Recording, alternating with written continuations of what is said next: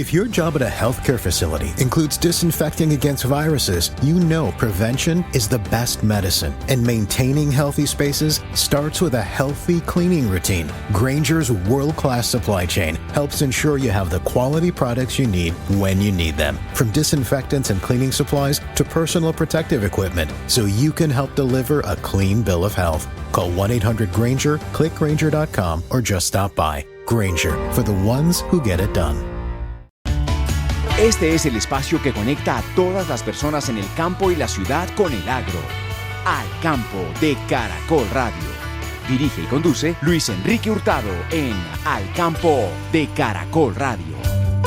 Feliz amanecer para todos nuestros oyentes de Al Campo de Caracol Radio. Vamos a hablar de la situación de producción de los cultivos que se están dando en la zona de la Altillanura. Un estudio que se está realizando en estos momentos en una zona de producción de aguacate Hass para establecer el consumo de agua en estas plantaciones y su impacto en los municipios donde se están dando estas plantaciones. Las noticias más importantes del agro y también cómo marchan las exportaciones de huevo a nuevos mercados a nivel global. Sean todos bienvenidos, ya comenzamos Al Campo de Caracol Radio. Luis Enrique Hurtado en Al Campo de Caracol Radio. La Asociación de Campesinos es una organización que agrupa a los agricultores y trabajadores rurales con el fin de promover sus derechos, mejorar sus condiciones de vida y fomentar el desarrollo sostenible. En el departamento del Meta está una de estas asociaciones que tiene como objetivo fomentar la producción de arroz, plátano, maíz, yuca, patilla, pero también la producción de cerdos.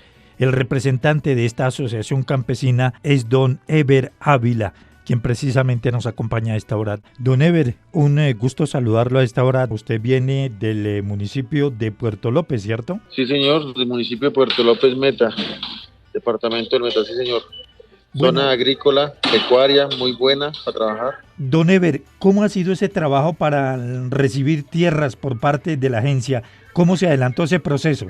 En los gobiernos anteriores tuve la inquietud de montar mi asociación, pero nunca fuimos escuchados. Ahorita, pues gracias a este gobierno que tenemos, que es el gobierno del cambio, pues se ha preocupado por el campesinado colombiano. Ejercí mi asociación, somos 204 familias, conocedoras del campo, trabajadores, habitamos en el campo, y pues postulé mi asociación ante la Agencia Nacional de Tierras y la caractericé porque tenemos campesinos que son víctimas de conflicto, personas que han sido desplazadas, tenemos personas indígenas, madres solteras, padres solteros y con ganas de trabajar, y pues postulé, caractericé y fuimos escuchados por medio de la Agencia Nacional de Tierras y somos beneficiarios. La asociación, exactamente ¿cuántas hectáreas recibió ahí en Puerto López? Ahorita estamos ubicados en las partes de San Martín, son 1.367 hectáreas.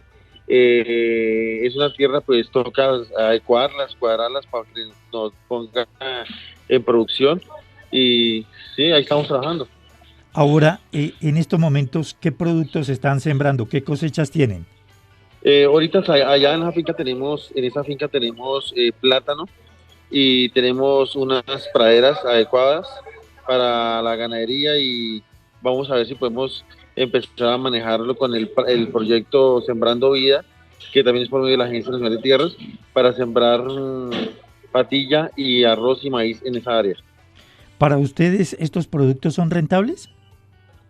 Claro que sí, porque nosotros por parte mía y mi conocimiento, queremos ejecutar lo que son derivados de ese producto, como en el arroz, no tan solo sacarlo al comercio, sino también sacar derivados como el tamo o la harina para los cerdos, de la parte de la yuca también pues sacar harinas, de otras cosas también sacar las partes derivadas del cultivo, no tan solo sacar y trillar y vender en blanco para el comercio público, ¿no? Porque es que realmente lo que nos tiene manipulado es el monopolio molinero, que pues como ellos quieren manejarlo a diferentes formas, pues ahí sí nos afecta, porque ellos quieren pagarlo como quieren. Ese ha sido un problema, ¿no? En esta cosecha que se avecina, o que en algunas zonas han recolectado. El precio no compensa la siembra, ¿no? Claro, así es. Yo estuve en en la reunión que hubo en Chicoral, Tolima, en la propuesta que se hizo sobre la reforma agraria, y propuse pues que el gobierno se apersonara sobre los malos manejos que han hecho los molineros y bregar a abrir nuevamente las bodegas de IDEMA para así mejor garantizar la producción, la compra, el comercio para el campesinado colombiano. Don Ever, uno de los puntos interesantes en la zona de los llanos es la producción de maíz. Me imagino que usted conoce bien la experiencia de los menonitas, porque ellos han logrado tener una producción muy buena, no solamente de maíz, de sorgo y otros productos, y el resto de campesinos no han logrado implementar esas tecnologías. ¿Qué se requiere?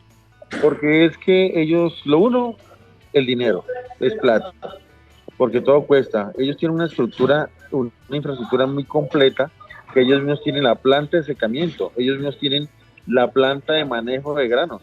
Entonces, y las áreas que manejan ellos son áreas extensivas grandísimas. No estamos hablando de 200 ni 100 hectáreas, son de miles para arriba.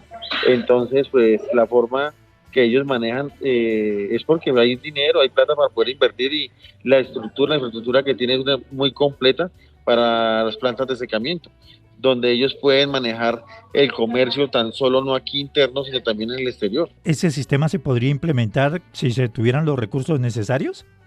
Claro, claro. Yo tengo en mi capacidad y conocimiento del manejo de esta clase agrícola, en el que es el arroz, el maíz y la soya, el sorgo, hasta en el plátano y la yuca también se pueden sacar derivados de las harinas, implementar una planta de secado, una planta de almacenamiento y así mismo manejarlo internamente, como que nosotros podemos también, como sembrando el maíz, el arroz y la soya, sacar harina para nuestros mismos cerdos y poder comercializarlo internamente dentro de la asociación, y lo que sobre pues se comercializa afuera.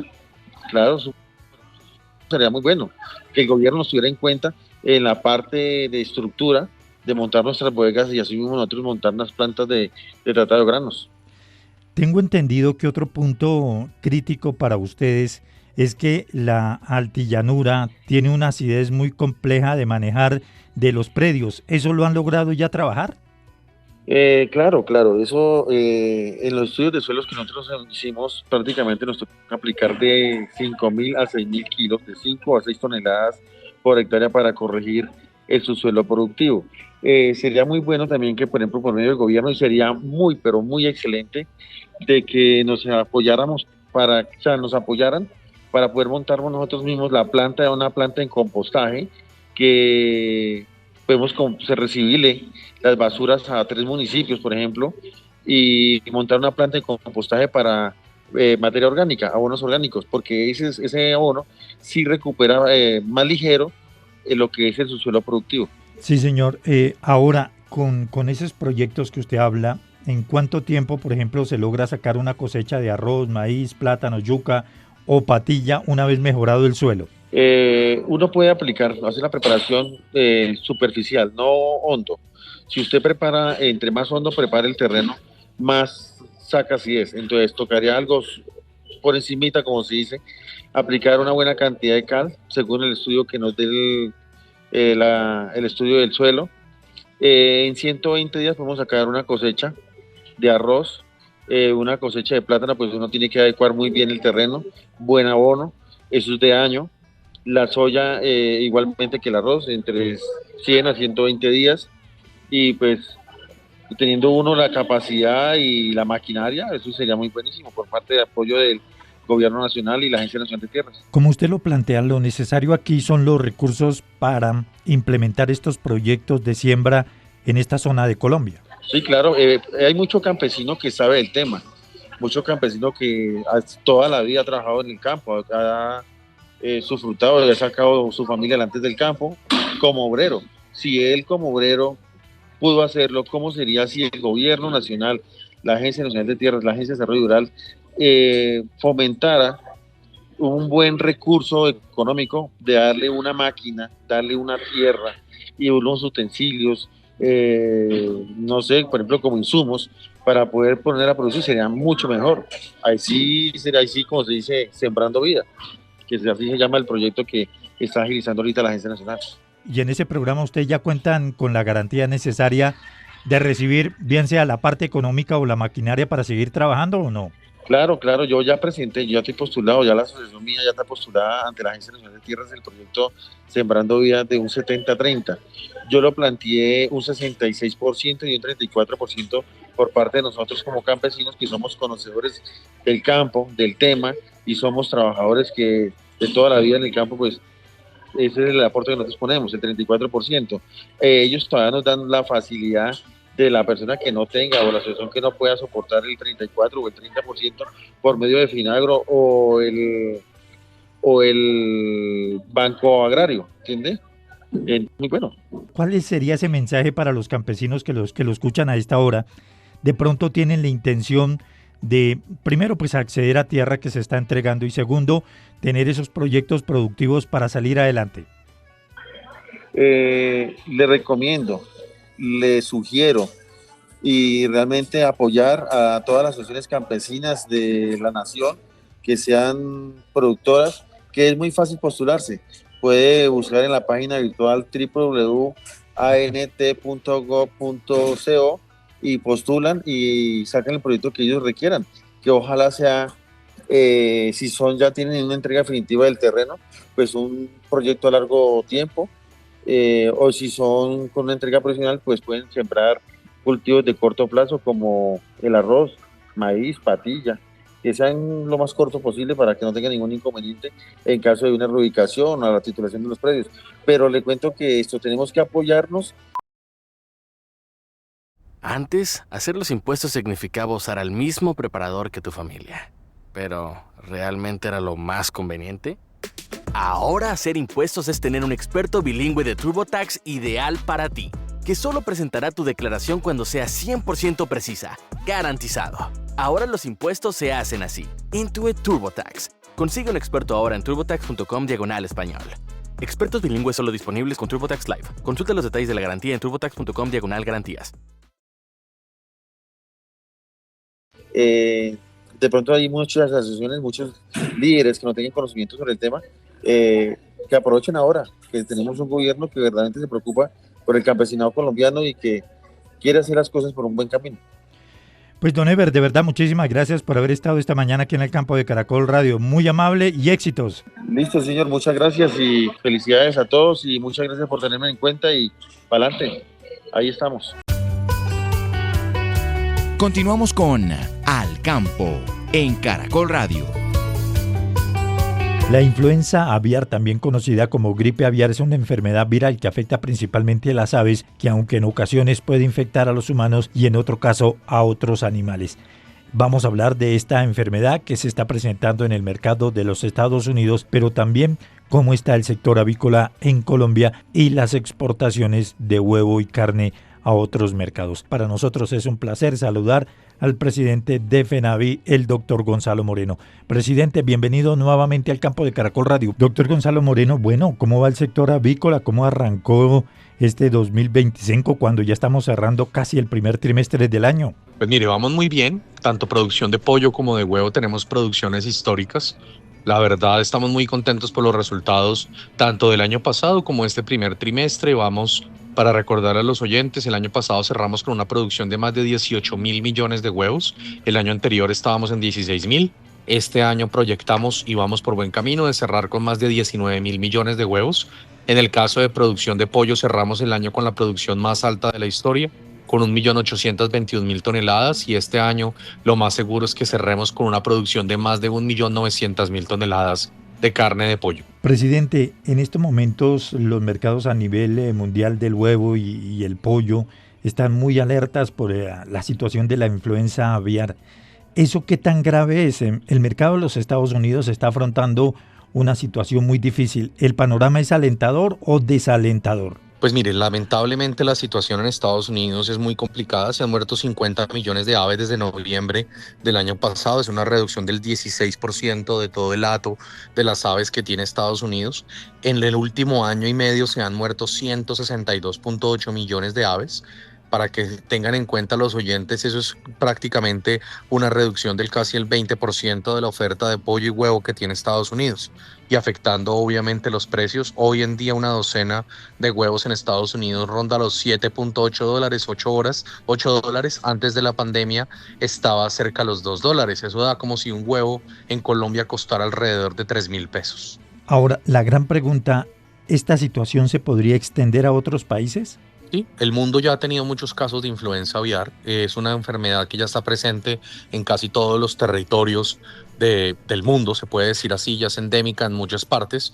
El problema que tuvo Estados Unidos es que las vacas lecheras fueron portadoras del virus y se dieron cuenta casi después de un año que habían tenido la enfermedad. Ellos contenían el virus, lo pasaran a otras vacas y eso permitió que también llegara más avicultura comercial. En 16 estados de Estados Unidos hubo más de 973 rebaños afectados por influenza aviar el año pasado. ¿Eso puede pasar aquí en Colombia? Pues Colombia en su historia ha tenido 74 casos de influenza aviar, todos en traspatio y todos en avicultura, que son aves silvestres, no en avicultura comercial, no en granjas comerciales. En el último año tuvimos 8 casos. En el 23 tuvimos 27 y en el 22 tuvimos 39. Es una situación que Colombia ha logrado contener gracias al esfuerzo conjunto del ICA, Instituto Colombiano Agropecuario ICA, y lo que hacemos vía Fondo Nacional Avícola en cabeza de FENAVI. Somos ejemplo en el mundo, no podemos bajar la guardia, pero sí es una situación la cual toca estar muy alerta. Claro, doctor Gonzalo, eso se da y obviamente pues que es una fortuna que nosotros no tengamos esta enfermedad, pero cuando se presenta la migración de las aves, y usted lo conoce y todo el mundo lo sabe, ellas traen esa enfermedad. Esto podría, por ejemplo, en el caso de los hatos ganaderos, enfermarse y transmitir la enfermedad a los galpones. Podría llegar a suceder, no se descarta. Ha pasado en otras partes del mundo. La ventaja es que en Colombia las producciones avícolas y las producciones de leche se encuentran en las cordilleras, no se encuentran tanto en el sector tropical, en la costa caribe, costa pacífica. Entonces ahí hemos tenido casi que una protección natural. Puede llegar a suceder, por eso es el trabajo mancomunado que se hace con el ICA y con las demás entidades para ver si hay un campanazo de alerta, pues estar prevenidos por lo que pueda llegar a suceder, pero lo vemos lejano en este momento. Pero no se puede bajar la guardia, ¿no, presidente? Exacto. Por eso el tema de las medidas de bioseguridad es tan importante. Colombia tiene un marco legal muy estricto que cada granja de más de 200 aves tiene que ser una granja avícola biosegura para permitir que se protejan esas aves de aves silvestres o de aves migratorias que pueden traerles enfermedades. Doctor Gonzalo Moreno, el mercado de la China, ¿estamos muy lejos de poder exportar a esta nación? Pues mire, China, nosotros estamos esperando que se dé la visita de certificación de plantas. La visita se iba a realizar en marzo de este año, no obstante las autoridades chinas la postergaron. Estamos esperando que se dé. Una vez se realice la visita, pues ya se podrá certificar el país. Lamentablemente es un proceso muy largo. Ganado de res lleva 10 años en el proceso, cerdo también lleva como 7 años, nosotros llevamos 3 años. Nosotros a finales del año pasado fuimos directamente a China, participamos en la Feria de Alimentos de Carnes de Shanghái. Ahí fue cuando empezamos y logramos que la visita se iba a realizar en diciembre, pero lamentablemente las autoridades colombianas pidieron postergarla y estamos esperando que se agende nuevamente, ojalá en abril o mayo, para iniciar ese proceso también para pollo. Presidente, siendo realistas, un mercado de más de 1.000 millones de personas, ¿hay la capacidad necesaria para exportar a esta nación? Sí hay la capacidad porque China no consume todo el pollo.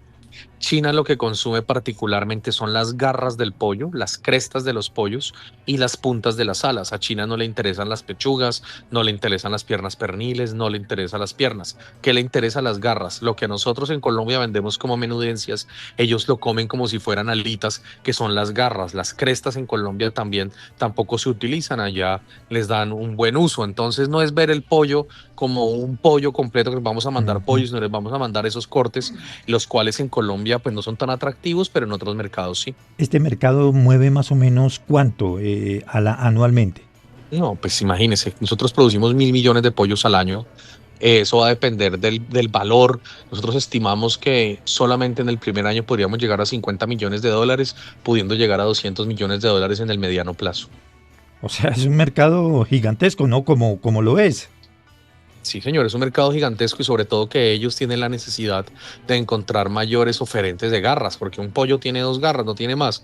Entonces, Colombia con sus 1.000 millones de pollos producidos tiene una capacidad para mandarles ese producto que particularmente le interesa al mercado chino. Doctor Gonzalo Moreno, ¿qué otros mercados tienen en la mira en materia de exportar pollo? No sé, fuera de Cuba, ¿qué más tenemos? Mire, la buena noticia, Bahamas ya se logró abrir.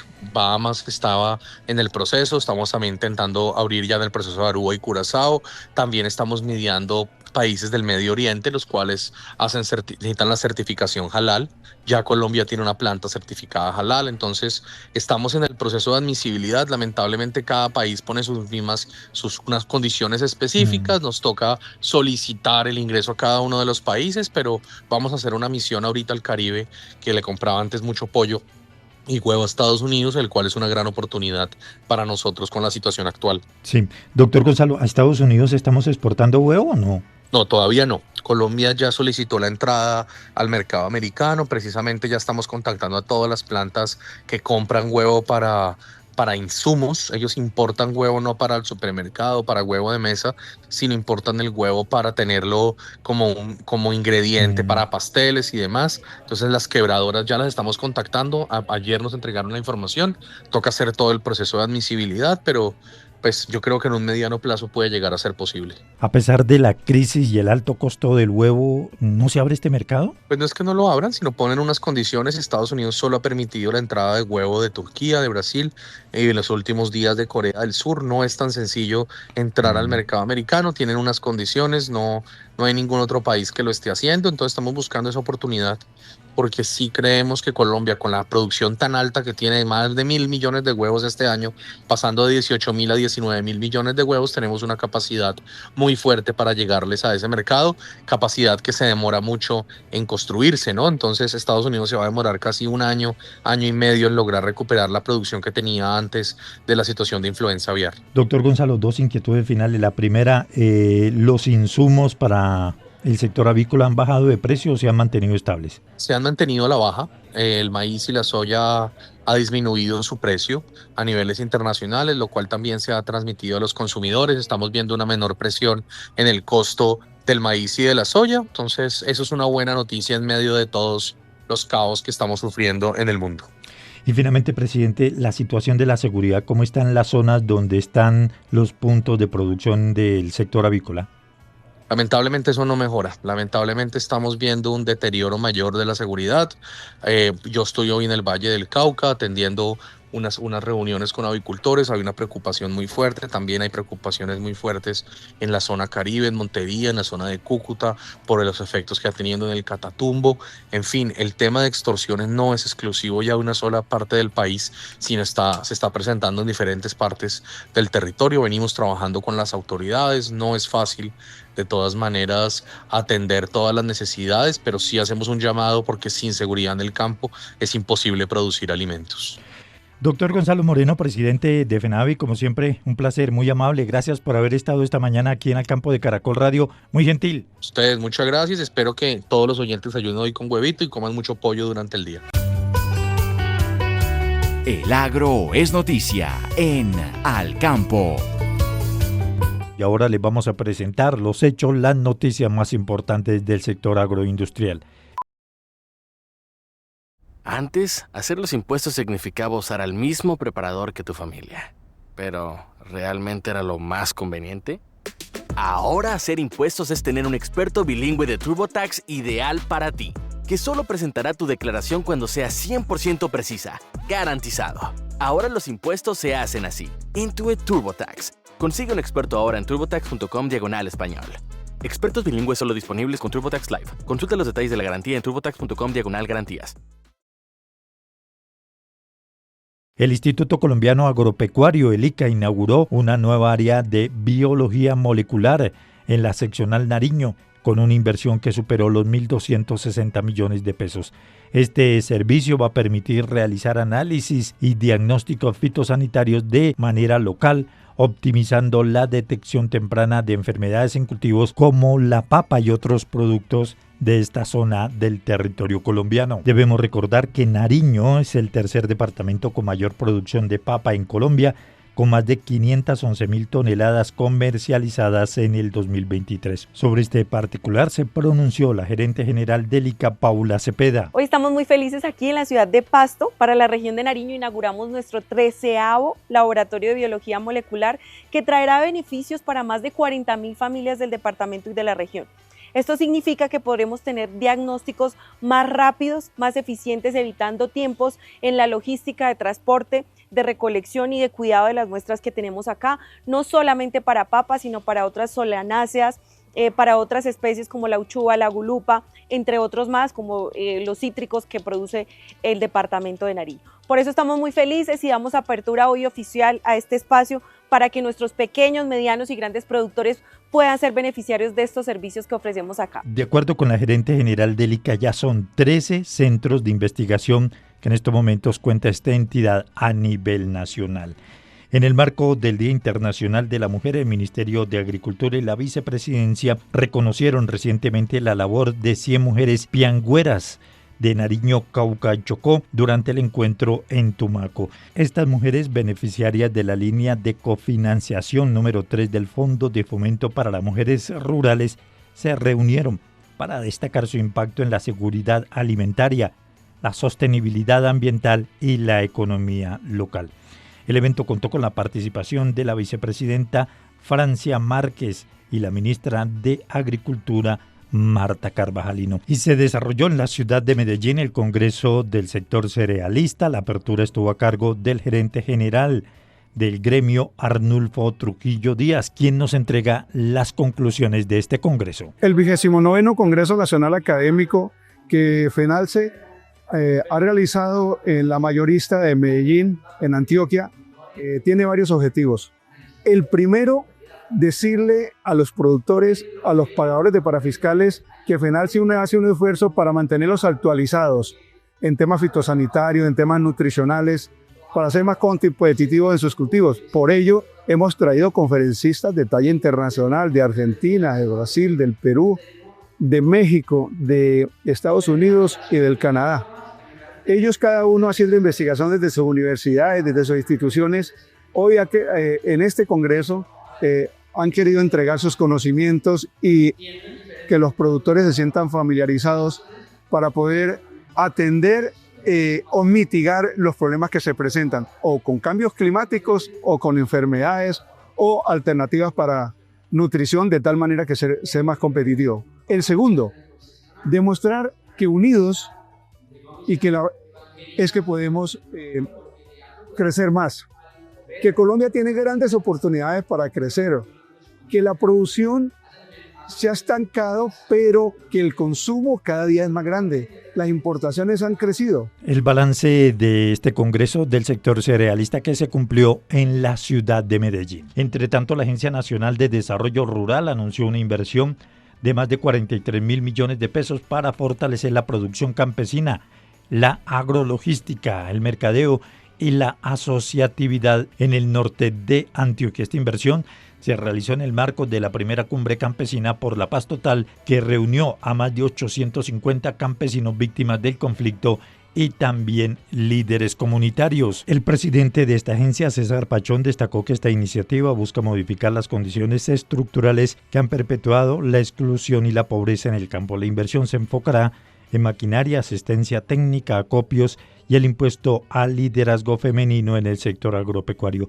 Durante la cumbre se establecieron mesas de trabajo entre el gobierno, los campesinos y líderes. Además, se va a trabajar en la integración de estas cooperativas al sistema de compras públicas que mueve más de 6.8 billones de pesos en el país, con el objetivo de que al menos el 30% de estas compras se realicen directamente con los productores locales. Y una cifra preocupante, el Departamento Administrativo Nacional de Estadísticas, DANE, confirmó que en el 2024 los nacimientos fueron de 445.011. Estamos hablando de una reducción del 13,7%, situación que también se está registrando en el campo colombiano.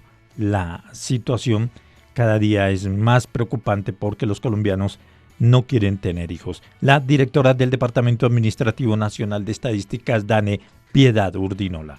Recordemos que primero que todo esa respuesta a la caída de los nacimientos se da después de la caída de la mortalidad. Después de que los gobiernos hacen unas inversiones muy grandes en infraestructura, salud, la tecnología también avanza, cae la mortalidad y las familias responden cayendo la fecundidad.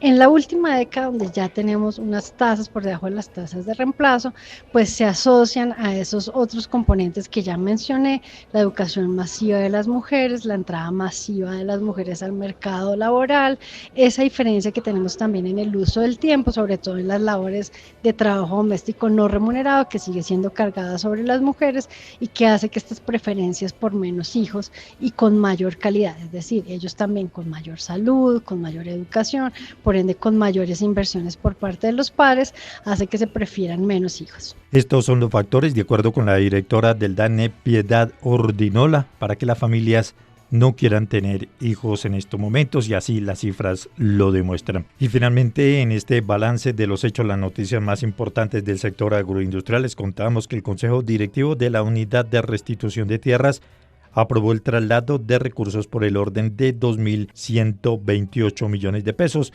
De esta manera se buscará garantizar medidas de protección sobre tierras y territorios a través del RUPTA, gestionar solicitudes de restitución y atender a las víctimas de esta migración hacia Venezuela por la crisis social que se está presentando en esta zona de norte de Santander. Sobre este particular se refirió la directora encargada de la Unidad de Restitución de Tierras, Paula Villa. Tuvimos hoy nuestro primer consejo directivo de la Unidad de Restitución de Tierras con la presencia de la Unidad de Víctimas, el Ministerio de Agricultura, Ministerio de Hacienda, DNP, y estamos muy contentos porque tuvimos 2 logros muy importantes en este consejo.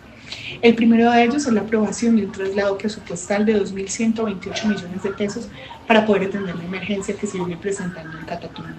Con ello podemos esperar fortalecer el ejercicio de medidas de protección en el territorio, la restitución de tierras, pero también la atención necesaria en frontera, dada la crisis que se está viviendo en esta región. Adicionalmente, también tuvimos la aprobación de nuestro anteproyecto para 2026 de presupuesto, que busca justamente poder mantener una tendencia a la inscripción, poder fortalecer el ejercicio de la ruta étnica que tiene una deuda histórica en nuestra institución y cumplir las órdenes judiciales que se establecen en el marco de proyectos productivos, compensaciones a víctimas, a segundos ocupantes y a terceros que han sido declarados como una fe exenta de culpa. Continuamos con Al Campo en Caracol Radio. La Corporación de Productores, Exportadores y Transformadores de Aguacate Hass aquí en Colombia está realizando una investigación para evaluar la huella hídrica de esta fruta en el departamento de Risaralda, pero se va a extender a todas las zonas de producción. El estudio estaba evaluando 5 variables: procedencia del agua para el cultivo, condiciones de los suelos, productividad del terreno, estamos hablando aquí de rendimiento de agua utilizada, percepciones socioculturales frente al cultivo y comparación de los sistemas evaluados en materia de huella hídrica.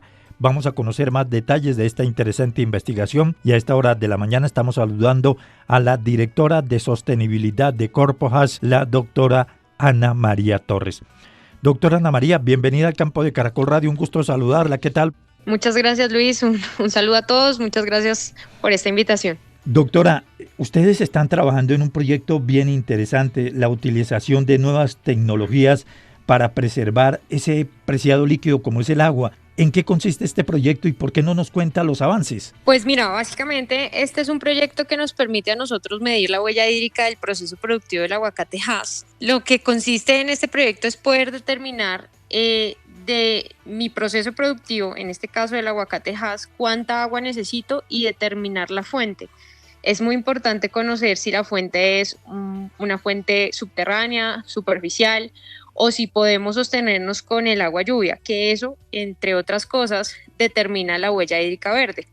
Entonces, este estudio lo que me permite es identificar, mire, de su proceso productivo, la huella hídrica azul, que es asociada a fuentes como lagos, lagunas, ríos, quebradas, o la huella hídrica verde, que es de lo que llueve yo me puedo subsistir, o la huella hídrica gris, que es yo tuve el proceso productivo y cuánto generé, por decirlo de alguna manera, vertimientos o agua ya de alguna manera diluida con otros componentes que asocian el proceso productivo. Entonces, en ese orden de ideas, lo que nosotros buscamos es determinar, poder ver en dónde está soportado el porcentaje en este tipo de las 3 huellas hídricas para la toma de decisiones.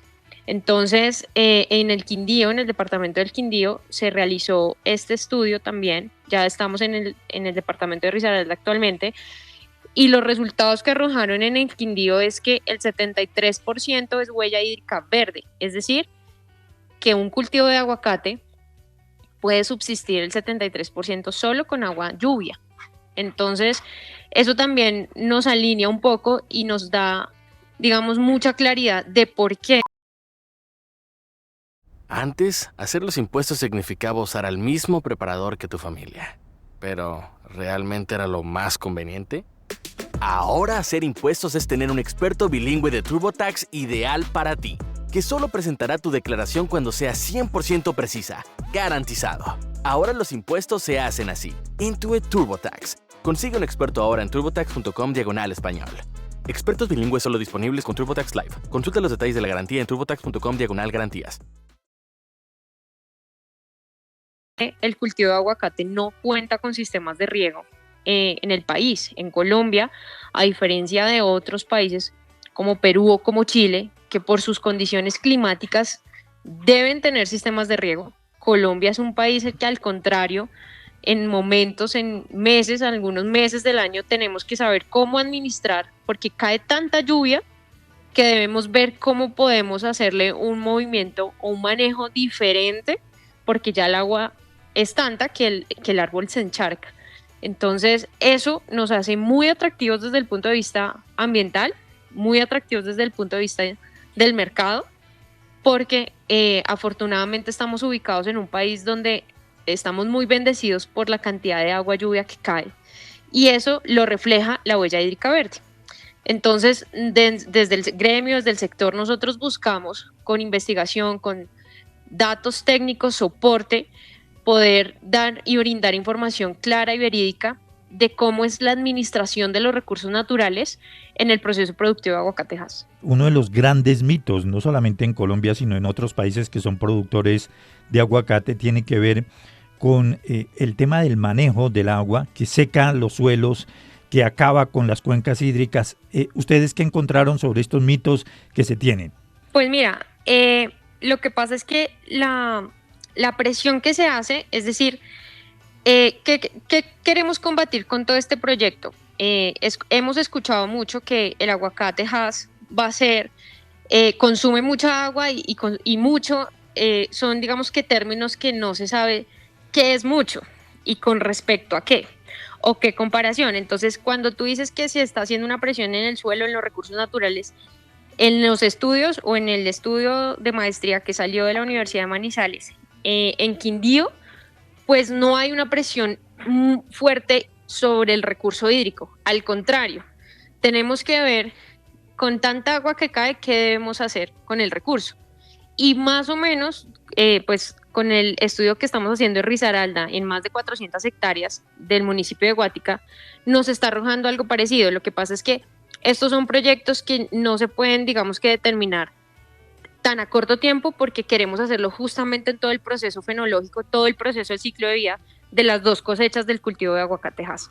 Entonces, claramente la huella hídrica es un indicador súper clave para medir el consumo de agua en esa producción y justamente analizar en dónde puedo implementar yo prácticas más sostenibles o en qué épocas del año, porque la huella hídrica a ti te permite poder modular y extrapolar justamente el comportamiento del clima. Y algo muy importante también que trae esto es medidas de adaptación de cambio climático, porque nos estamos dando cuenta en Perú y en Chile, hasta en el Brasil, que está sucediendo con el café, no han tenido, digamos, que lo que se esperaba en la cosecha por justamente todo este tema de cambio climático.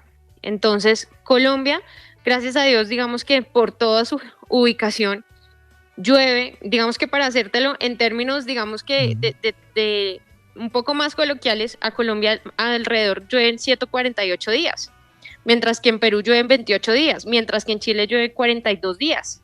Entonces, fíjate la proporcionalidad, digamos que aterrizándolo un poco en ejemplo en días, de cuánto nos llueve a nosotros. Entonces, eso genera una disminución en la presión de los recursos naturales como suelo o como agua. Ahora, ¿hay una medición en este estudio de cuál es el consumo de agua o que se utiliza por hectárea para la producción? Sí, pues justamente eso también tiene que ver mucho con, pues con las variedades.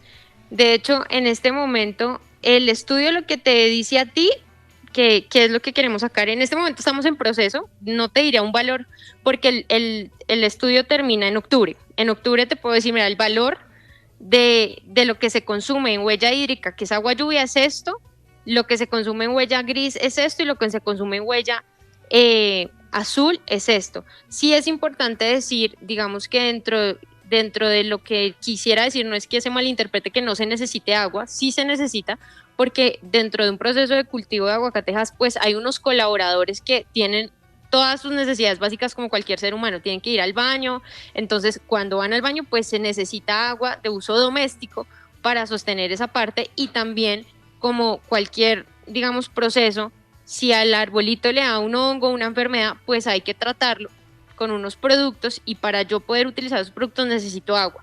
Entonces ahí es donde sí se necesitan, digamos, concesiones de agua, por ejemplo, que sería soportado en la huella hídrica azul, pero cuando es la subsistencia, que es el sistema de riego, que es lo que nosotros necesitamos, se soporta en la huella hídrica verde. No sé si me hago entender en esa proporcionalidad.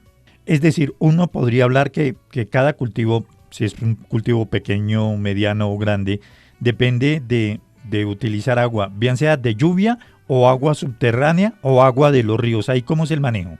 Entonces, mira, en un cultivo, si lo vemos propiamente del cultivo como tal, el cultivo se sostiene con agua lluvia. El cultivo de aguacatejas se sostiene con agua lluvia. Y ya lo evidenciamos en el estudio que sacó la Universidad de Manizales, en el departamento del Quindío, y lo estamos viendo poco a poco en el desarrollo de la investigación que estamos haciendo en el departamento de Risaralda. Ahí es claro. Pero ese cultivo tiene más variables. Tiene variables de las personas que trabajan en el cultivo. Entonces, las personas que trabajan en el cultivo pues deben tener baños, porque pues tienen una jornada laboral, y ahí yo también necesito agua. Entonces, esta huella hídrica a mí me permite ver en dónde está soportado. Oiga, mire, yo necesito agua, es en los baños, y eso pues el agua lluvia me lo puede dar porque yo lo puedo almacenar en un tanque, pero eso justamente es una práctica sostenible. No sé si me hago entender con eso. Lo que te quiero decir es que dentro del desarrollo del cultivo de aguacatejas, divinamente él se puede soportar en agua lluvia, no necesita presiones de recursos naturales, no necesita extraer agua de recursos naturales, porque él solito se sostiene sin sistemas de riego. Usted hablaba de que la utilización de agua depende de la variedad de aguacate. Tenemos el aguacate Hass y otras variedades que ya se consumen internamente aquí en el mercado colombiano. De esas variedades, ¿el aguacate Hass es el que consume más agua o no? No, no se trata de que consuma más agua o no, sino que también tiene que ver mucho con las edades del cultivo. No es lo mismo un aguacate en estado vegetativo que en estado de cosecha o que ya está en travieso, ¿sí? Uh-huh. La demanda es distinta, y también tiene que ver mucho con el clima. Si no llueve o si de pronto tiene una humedad diferente el suelo, pues va a necesitar más agua, pero las diferencias no van a ser distintas. Me refiero a el desarrollo y la etapa, justamente como te decía, el desarrollo de esta investigación cuenta y coge toda la etapa o el ciclo de vida del cultivo. No es lo mismo un arbolito de 6 meses, de 7 meses, o un arbolito de 1 año, de 2 años, no es lo mismo. Entonces, por eso esta investigación está completa, porque integra absolutamente desde el proceso en que yo lo estoy cosechando hasta el proceso en el que ya coge traviesa, para determinar en dónde están los picos, y justamente por eso digamos que soy tan reiterativa, que al final de esto lo que me va a permitir es coger un panorama, un abanico bien extenso para la toma de decisiones. Para yo tomar decisiones, mire, en esta etapa tengo que tomar estas decisiones, en esta otra tengo que tomar estas otras. Para realmente uno, por cada fase del proceso productivo, ser mucho más eficiente en la administración de los recursos naturales. O si yo sé que voy a tener una sequía en el mes de diciembre, en diciembre y enero, pues yo puedo comprar unos tanques de almacenamiento para subsistir porque yo sé cuánto es mi módulo de consumo. Eso es lo que permite todo este estudio. Sí, claro. Dos inquietudes finales. La primera, ¿ustedes hacen, por ejemplo, alguna comparación con otros cultivos? No sé, la papa, el maíz, otras plantaciones. Pues de hecho quisiéramos llegar a eso justamente, pero eso varía mucho en cuestión de dónde está ubicado, de la altitud, de la etapa del proceso del cultivo, pero sí lo podemos hacer. Por ejemplo, lo podemos hacer con café o lo podemos hacer con otro tipo de cultivos que sí definitivamente podemos de alguna manera compararnos. Yo creo que con sectores que son mucho más maduros y que también han tenido muchas investigaciones dentro de su proceso productivo para al final poder compararnos. Nosotros por ahora estamos en el proceso de investigar internamente cómo se está comportando el aguacate Hass en diferentes departamentos. Ya tenemos Quindío, vamos para Risaralda y próximamente pues la idea es coger otros departamentos. Adicional a eso, también ya tenemos una alianza con Agrosavia para el desarrollo de la ficha técnica agroclimática en 3 departamentos, Quindío, Risaralda y Caldas. Eso también va a ser, digamos, que un match al final entre este proceso, entre este proyecto de huella hídrica con el aplicativo de la ficha técnica agroclimática que es en convenio con Agrosavia. Y finalmente quería preguntarle, ¿el balance final de esta investigación va a estar al cierre de este año? Sí, señor. Este proyecto termina en octubre de este año. Iniciamos el año pasado en octubre y terminamos este año en octubre. Pues Ana María, de verdad, muchísimas gracias por haber estado esta mañana aquí en el campo de Caracol Radio y vamos a estar muy pendientes de las conclusiones finales del estudio que ustedes están realizando. Muchísimas gracias, un feliz día. Gracias a ti, Luis. Bueno, que estés muy bien. Hasta luego. Nos despedimos, nos volveremos a escuchar para continuar hablando, dialogando de los hechos, las noticias más importantes del sector agroindustrial. Toda la información de nuestro programa la pueden encontrar en la página www.caracol.com.co programas y ahí buscan Al Campo y ahí van a encontrar todas las noticias, las entrevistas y también en Spotify en el buscador Al Campo y también ahí pueden encontrar las entrevistas. Hasta entonces.